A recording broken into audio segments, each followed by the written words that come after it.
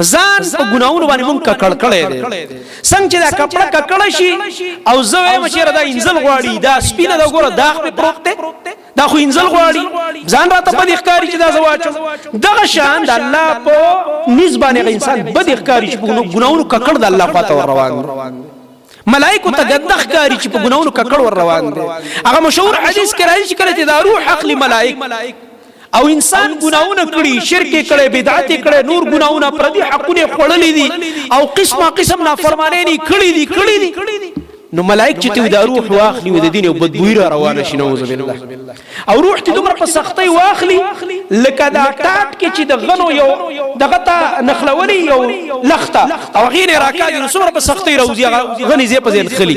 داسې په سختۍ ته دا روح واخلي، نرمي ورسره نه کوي د مرګ په وخت او بیا ته بدبوی را روانه شي، نو دا ملائک یو بل ته ورغورځوي، او لرې کړه څومره څښاک بوی وکړه، د عذاب ملائک هغه بل ته ورغورځوي، رحم هم پرې نه کېږي، او لرې کړه خو څښاک بوی ته را روان والعیاذ بالله. او په دې حال کې دا روح بره لاړ شي اسمانه پورې، هلته ورته دروازې بندې شي.